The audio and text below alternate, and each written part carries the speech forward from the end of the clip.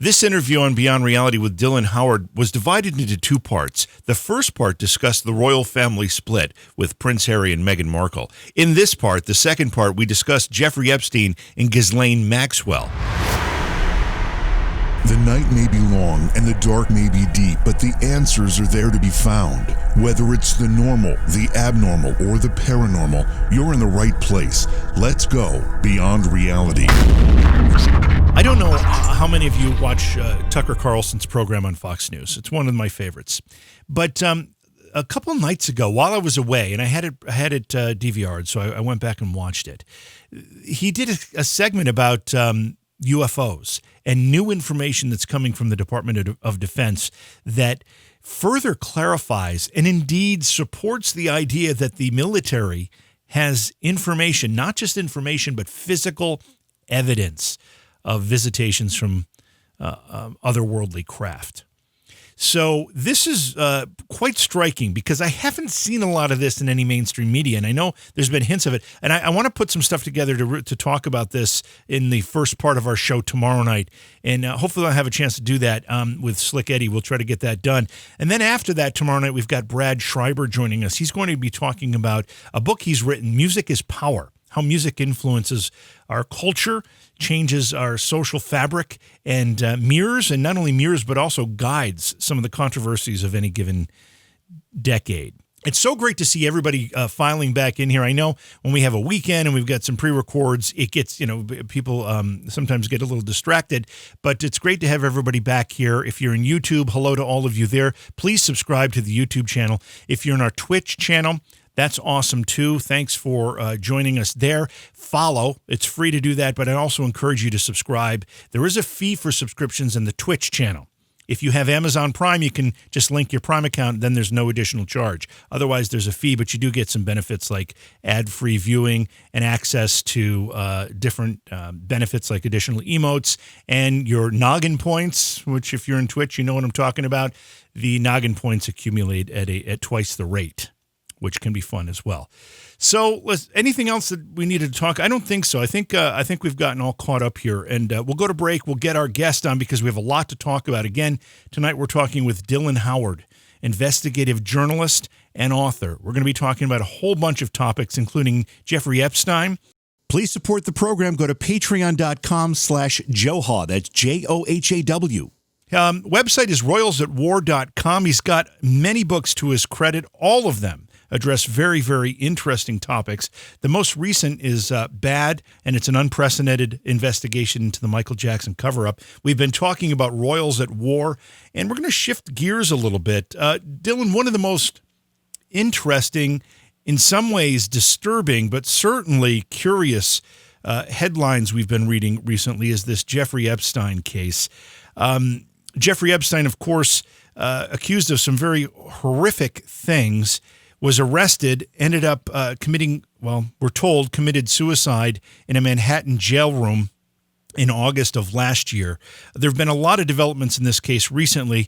Set the stage for us here as to what Epstein is accused of and what's happened in that case up until the current time.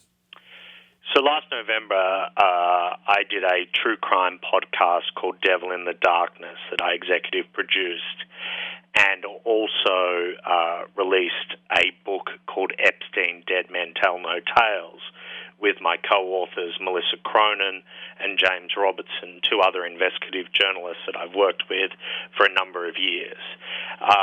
The reality was we had known about Jeffrey Epstein and had covered his crimes dating back to the plea deal in Palm Beach for a number of years. So when it came to writing the book, it was a simple case of let's get the 5 boxes of material that we have stored and let's forensically go through it. And we were able to actually put together this book in probably record time. We wrote a 70,000 page book in 3 days. Because of the intimate knowledge that we had of the case. But what has been overlooked in this story, and it's really critically important that in talking about this, I'm not minimizing the victims of Epstein, but there is a much biggest story about Jeffrey Epstein that the world has ever known. The reality is that behind the masks of Jeffrey Epstein and Ghislaine Maxwell lies a very odious and hideous truth. A chilling true story of sex abuse, but one of political corruption and international espionage. And the media is slowly getting into this. But it was laid bare in November, not by say-so or speculation, but an on-the-record interview with his former spy handler, Ari Ben-Mashani, who revealed that Epstein was a spy running a complex intelligence operation for the purpose of blackmailing powerful individuals and politicians in the United States and abroad. Jeffrey Epstein was not only a complex, damaged, and controlling individual, but he was incredibly calculating. And he inherited the business from Robert Maxwell, Ghislaine's father, the former owner of the New York Daily News and the Mirror Group, who was a known Mossad spy. This is, to me, one of the most significant stories in recent years, that he got a sweetheart plea deal to avoid a grand jury because, as Acosta, Trump's former Labor secretary, said, he was told, back off, this is above your pay grade. The reality is, Ghislaine Maxwell and Jeffrey Epstein were allowed to roam free on United States soil as spies, selling information to Israel, Russia, and Saudi Arabia with impunity. And the victims of that were the hundreds of young girls that were exploited for the benefit of a classic honey trap operation. So if I understand what you're saying correctly, the sexual misconduct and the pedophilia involved in this was almost an aside to what was really happening. It was a means to the end. The end was spying and collecting information from powerful people. And these underage girls that were abused were just the means to get there. I think that Jeffrey Epstein had his own pedophilia peccadillos, that he also satisfied himself with. But the very crux of this story is that how does someone amass a $600 million fortune with no job? Right. Follow the money trail. It's one of the other classic investigative journalism techniques. Look at the orbit within these individuals' work, and you'll soon learn that when you talk to people around them, it was a pretty simple operation. We know that the CIA and other foreign governments have used honey traps for decades. What would happen with Maxwell and Epstein was they would hold a party, they would invite their targets and others. They would have a cocktail party and there would be of-age women there. Then they would seed the group with minors. And the minor would be told, your target is Mr. X.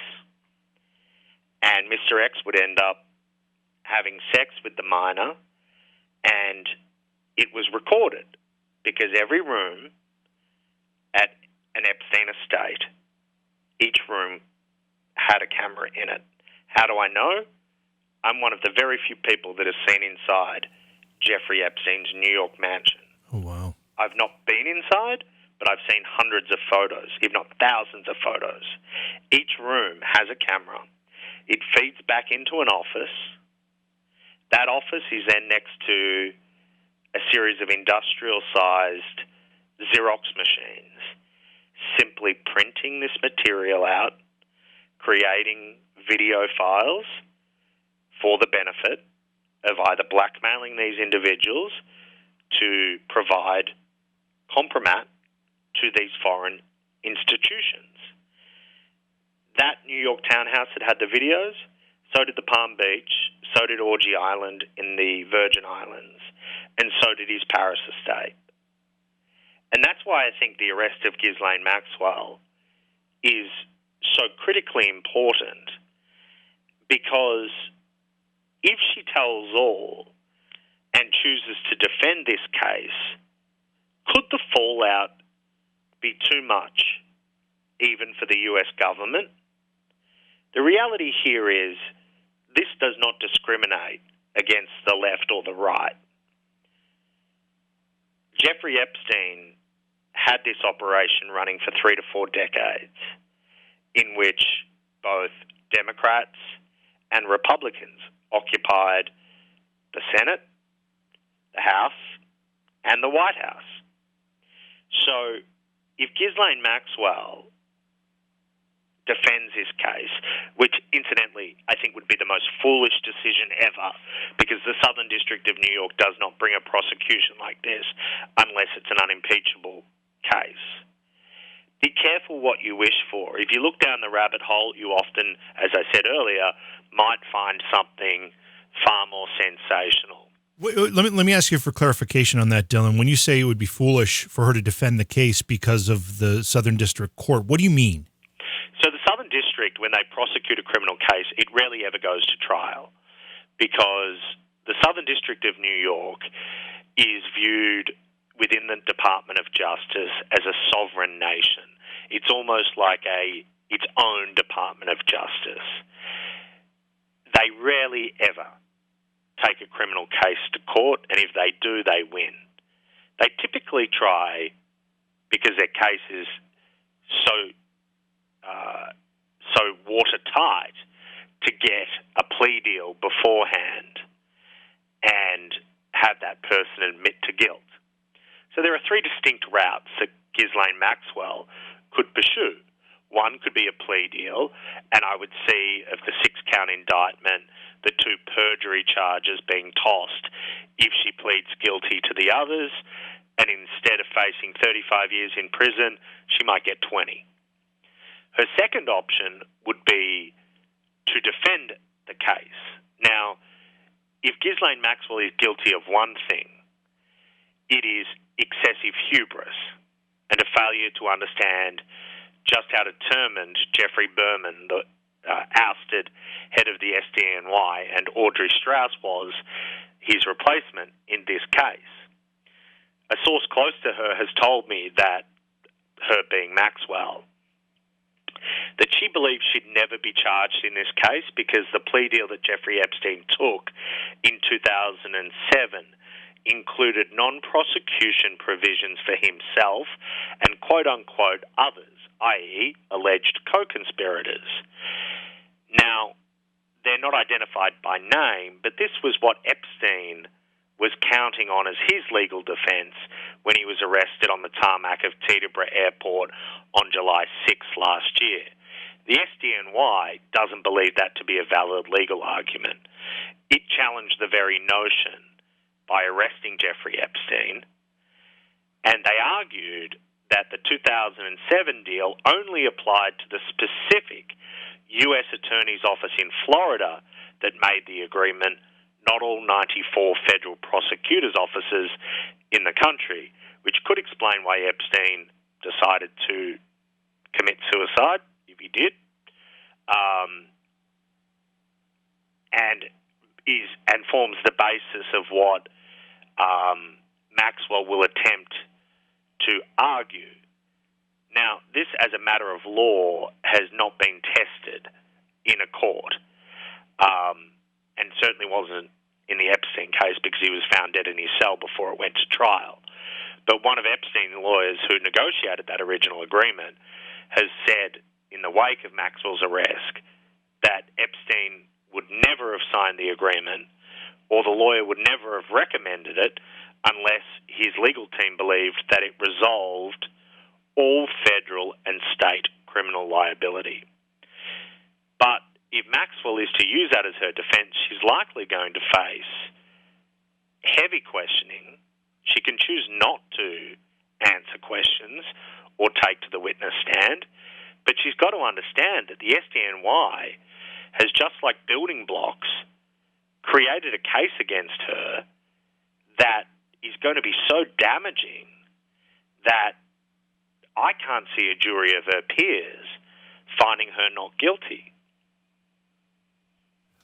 Let me ask this before I get into Maxwell's situation in a little more detail. Epstein was found dead in his jail cell.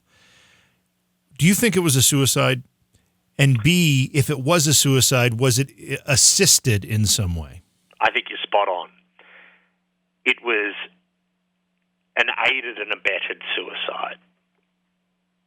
Someone who attempted to commit suicide 2 weeks prior, which Epstein did, and is put in what is called the hole, solitary confinement, is not returned to regular prison population so quickly thereafter, nor are they given clothing that would allow them to commit suicide, nor are they given electrical appliances with cords that would allow them to commit suicide, nor are they given prescription medication that would allow them to commit suicide. So Jeffrey Epstein was given the means and the motive to commit suicide at the Manhattan Correctional Center, which was abysmally monitored on the night in question, with guards asleep, cameras off. And I often say, where there's smoke, there's a new pope. And there are far too many inconsistencies regarding Epstein's fateful night to suggest that it is anything but highly suspicious. When it comes to Maxwell, regardless of what path she takes legally, if she goes to trial or if she has a plea deal or anything else in that matter, does the decision she make ultimately affect what information is released and therefore who else can be charged in this? So the Department of Justice has said that there will be no superseding indictment against Maxwell, nor will any other defendant be charged. I think you will find that they built this case by going to other alleged co-conspirators, threatening them with detention, jail charges, unless they cooperated. And these individuals likely got immunity or a non-prosecution agreement to provide evidence against Maxwell. So I don't think there's necessarily going to be more charges related to this sex trafficking ring, but there is one really perplexing thing that is yet to be answered after Maxwell's court appearance on July 15, and that was the revelation that she was secretly married to an unknown companion. Now, the United States Attorney Alison Moe, who is the prosecutor who brought this case against Maxwell, revealed the marriage at the detention hearing, and she declared that Maxwell had not been forthcoming about who that person was. She declined to provide to pretrial services, quote unquote, according to the prosecutor. And Maxwell gave no indication who she was married to either, all of which begs the question, who is the lucky man who married Ghislaine Maxwell, and why did he marry her? Now, I have no empirical evidence to suggest this, but it is something that has been swirling around my mind ever since she was arrested.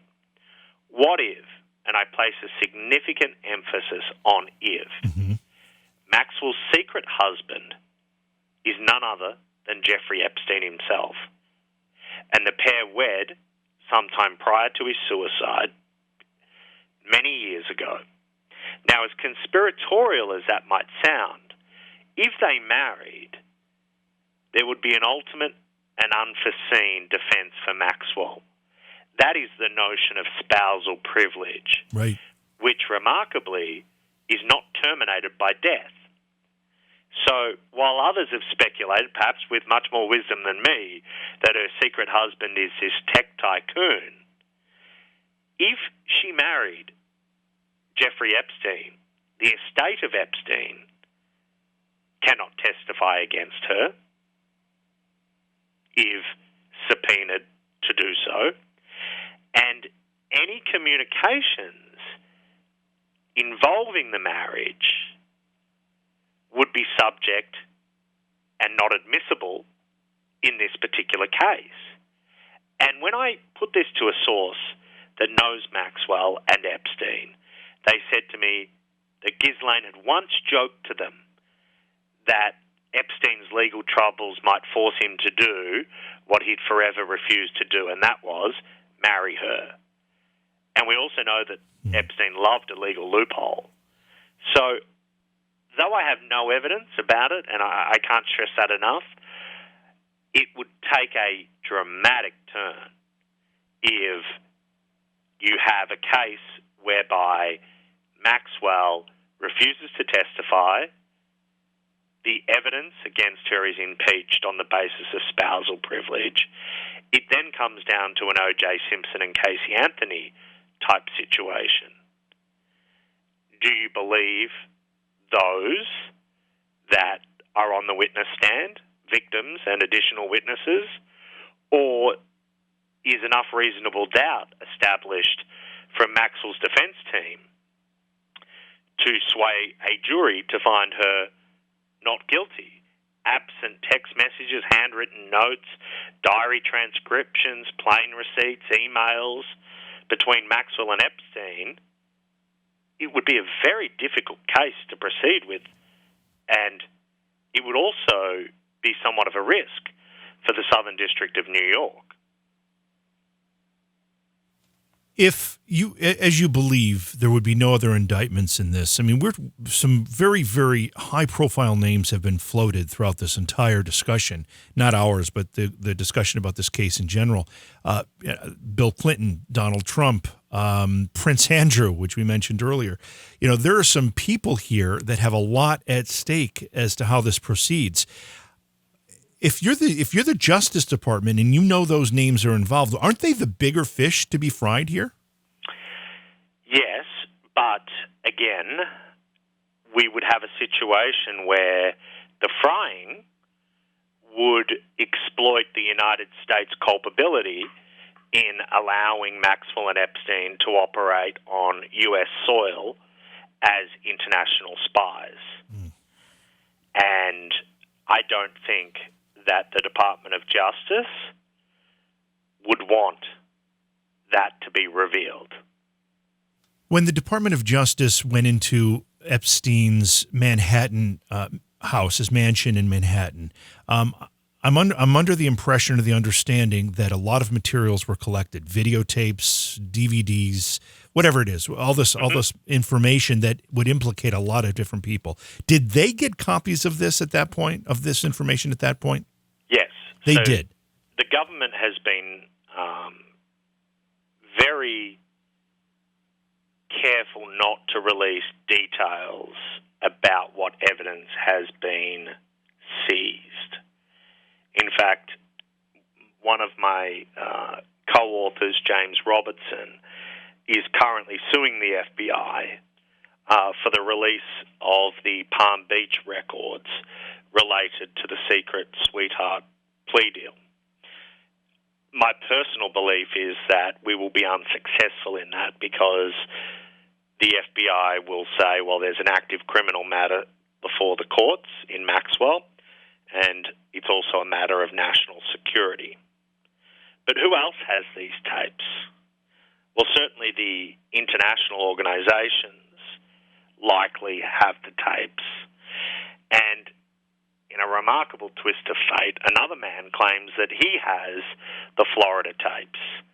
His name is John Mark Dugan, who took matters into his own hands because he believed that there was corruption emanating from the Palm Beach County Sheriff's Department and moved to, of all places, Moscow.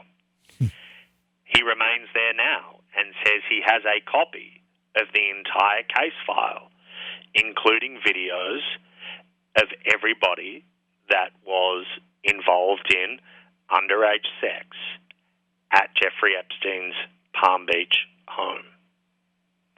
To think that that evidence is within the grasp, those blackmail tapes within the grasp of the Kremlin, is frightening. That is frightening. And let's not forget, this guy's been given asylum. So you're not given asylum just because you ask for it. Right. This will, as this unfolds, it'll become more and more interesting. Why do you think Maxwell came back to the United States? Clearly, she knew she was a target, and she had the means to not come back here. Excessive hubris. It's the only explanation for why someone could be so foolish. She could have done what a very famous Hollywood director did, Roman Polanski. In the late 1970s, I believe, Roman Polanski was found guilty and admitted to having underage sex with a woman at Jack Nicholson's home. That's right. But before he was jailed for a period of time and released. But before he went back to court, he did plead guilty to statutory rape. Before he went back to court, he fled the US. And despite numerous legal attempts to bring him back to face the courts, the French and Polish national has been residing in France ever since. Ghislaine was so confident that that prior plea deal would save her, she chose not to do what would have seemed the obvious. Use her vast resources to board a private jet and flee to France, where the extradition process is notoriously arduous, and she has French citizenship, which goes to show that she genuinely believed she was getting away with this. She chose to remain on 156 acres in Bradford, New Hampshire, a home that she purchased under a pseudonym for $1 million, and was happy to live out a quiet life in the middle of nowhere with another man. Does Maxwell survive to a trial or to a resolution in one way or another?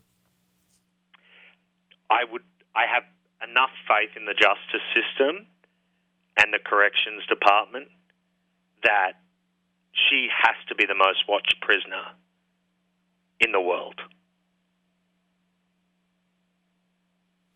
I have to believe that. Yeah. Otherwise, it would be a travesty of I don't think that the travesty could be quantified in words if she were not to make it to trial or be killed in jail.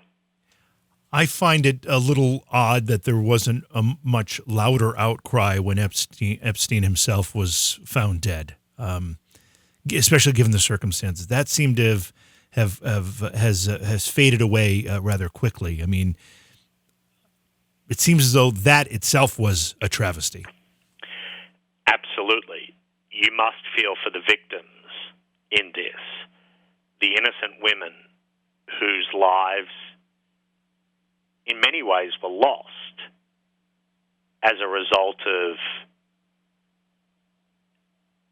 the decision to allow Epstein and Maxwell to operate on U.S. soil as spies.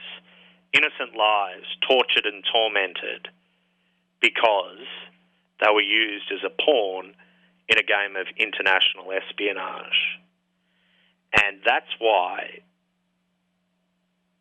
getting to the bottom of who knew what, when, how, and why they chose not to do anything is critically important for the American people to understand.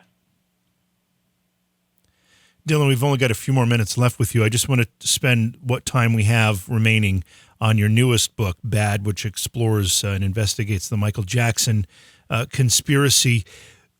When in your book, what part of the conspiracy are you addressing? Is it the death or is it the pedophilia? So it is a rite of passage for myself. I grew up idolizing, as most young boys did, Michael Jackson's music and dancing skills. But at the beginning of last year, there was a posthumous narrative of his life that entered into the world through the HBO documentary Leaving Neverland. That's right, yeah. And two new accusers stepped forward, Wade Robson and James Safechuck.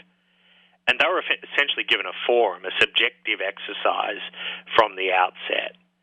And I've been accused of being anti-Michael for decades by Jackson fans. The reality is quite the opposite. This was a rite of passage for me to try and determine whether or not the man I grew up following and idolizing was indeed, as one lawyer said, the most sophisticated child sex abuse procurement and facilitation operation the world has known. Of course, that odious title has probably since been passed to right. Epstein and Maxwell. Right. But it was important for me to set out, without any professional pride, that there was always going to be a juxtaposition of sadness with this telling of this story. But to understand whether Michael was not a saint, whether or not he was pure, innocent. And what I discovered was that he was a deeply damaged individual. And yes, he was also a victim, but he didn't understand right from wrong. And in fact, in the prologue of the book, I open up with a video that's never before been published, and I describe it in forensic detail about how he is caught on camera and indeed filming it himself with young boys in a bed at an international resort. And the reality here was that he had an unhealthy attitude towards children, and though he may never have been convicted of pedophilia, and those that support him say his only crime was his innocent love for youngsters, this was a boy, this was a man, I should say, who never grew up. He was a man who hid a porn stash in his Neverland ranch and guzzled prescription drugs and booze. And his fascination with young boys was wrong. Was he Willy Wonka or willfully wonky? Now, for fanatics, they will refute anything that's inconvenient. I'm lying. This is agenda-driven. They're not interested in the truth. They will only ever believe what they want to believe and will continue to live in an echo chamber of Michael's innocence. Michael was a musical genius. That is indisputable. But he was also fundamentally and fatally flawed, and largely the architect of his own downfall by being a drug addict. I expect that with the release of my book, Bad, that the floodgates will reopen to a trolling campaign of those that are offended that anyone dare suggest Michael Jackson wasn't perfect and flawless. But what I do reveal in the book is that the man behind the mirror is indeed not the man many people still believe that he is. There was a lot of controversy surrounding the HBO documentary miniseries. I think it was just a two-part documentary, Leaving Neverland. Were those stories, in your estimation, legitimate stories? I have a policy that I do not like to question the veracity or credibility of anyone that accuses someone of sexual assault, because we don't know. But what I do think is what I report in the book, that recall of these types of incidents are often fraught. And I actually ran the statements from the two accusers through stress analysis tools that are used by law enforcement to detect whether or not someone is telling the truth and if there's any deception. And on the large part, most of what they said was true, according to these analysts. But there was some embellishment, according to these analysts, and that certainly puts things into some perspective. But I'm not going to sit here and discredit Wade Robson's story or that of James Safechuck because I wasn't in the room. But what I can say is, by virtue of the British filmmaker who made this film, Dan Reed, his decision to offer Robson and Safechuck a forum, that was a subjective exercise from the outset. My book, on the other hand, was an objective endeavour to try and discover the truth, not just about them, but behind all the scandals of Markle. And I'm very proud that I think I've put together a fair, accurate account of Michael Jackson's life. And I went into it as every journalist should, like we talked about at the top of the program, with a methodical and open mind. Final question. Michael Jackson was clearly an enigma. Was it the isolation that created that prior to the drug abuse? Something in his life, was it just that he never had a chance to be a child, a normal child? Yes, no doubt. But it's like saying Ghislaine Maxwell is a narcissistic sociopath and therefore we can excuse her behaviour, or that's an explanation for her behaviour. We are adults. We know right from wrong. Musical talent? Yes, he had it. A strange obsession with young boys? Yep, he had it. Increasingly bizarre behaviour? Yep, he did. His obsession with plastic surgery? Oh, he had it all right. His addiction to drugs? Unimpeachable. These cannot be ignored. The truth cannot be ignored. And Michael lived a life in the public eye. He hated it at some times, but mostly he courted it. And in many ways, he courted it to hide the dark side of his personality. He wasn't a saint. He wasn't pure, innocent. He was incredibly complex, and that might have been from his upbringing, but it doesn't excuse his behavior. Dylan, that's the end of our time here. Your body of work is remarkable, not only well done, but also covers just an amazing list of topics and people. Once again, let people know where they can find your books. They can find the books at Amazon, Barnes & Noble, other online retailers, and all good brick and mortar bookstores. And I hope you'll agree to come back. Each one of these books and these topics could occupy an entire show. We fit a lot into one program tonight, but I'd love to have you come back and do some more on some of these topics. Anytime, I would love to come back. You've been listening to the second of a two-part interview with Dylan Howard on Beyond Reality. Beyond Reality Paranormal is hosted by J.V. Johnson and produced by Orion Palmer and Slick Eddie Edwards. Like us on Facebook and subscribe to our YouTube channel. Please consider supporting the program either through your podcast platform, click on the link in the description, or on Patreon at Joha Productions. If you'd like to be a guest on Beyond Reality Paranormal, or you have a recommendation for a guest, contact our producer, Slick Eddie Edwards. Eddie is spelled with a Y at slickeddieedwards@gmail.com.